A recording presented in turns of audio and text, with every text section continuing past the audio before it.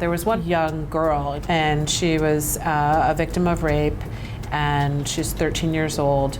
She couldn't get an abortion that day, and the only way that she could get one was to travel to New Mexico, and her family did not have that money.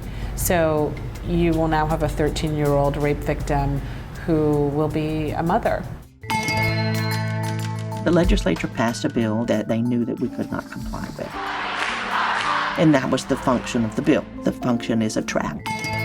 Abortions are completely legal in this country, but many states continue to pass laws making access to them increasingly difficult. In the past 3 years, there have been hundreds of restrictions passed, more than in the past decade.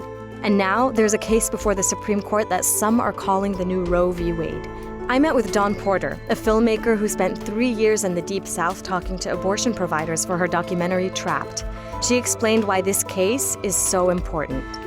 What we're seeing is clinics closing at a rapid pace across America. It's been the most dramatic clinic closing phenomenon in American history. So essentially what you have today is a right to an abortion, but you don't necessarily have full access to the places where you could receive an abortion. I remember getting a call once from a patient. She said, "What if I tell you what I have in my kitchen cabinet and you tell me what I could do?"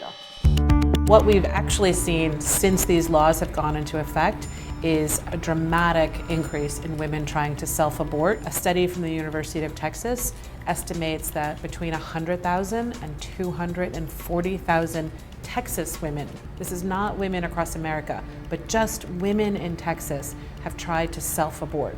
And so what you see are women hemorrhaging, showing up in the emergency rooms, inserting objects into the vaginal cavity, throwing themselves down the stairs, harming themselves. I mean, we're really in this pre-Roe reality. What is this Supreme Court case that will be heard, and what's at stake? So the laws that are at issue are called TRAP laws.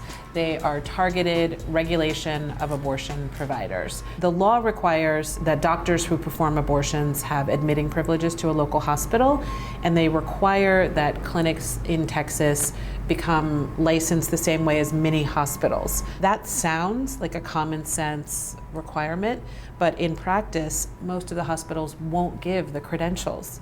So you're in this incredible catch-22. We've forgotten what this country is about. Dignity is given of God. Up until now, the Supreme Court has spoken, and this is legal. So my issue with the TRAP laws is that they are underhanded and sneaky. Abortion opponents have not been able to overturn Roe v. Wade, so instead they're kind of going around the Constitution and trying to do it this way. And I think that that's bad for our democracy.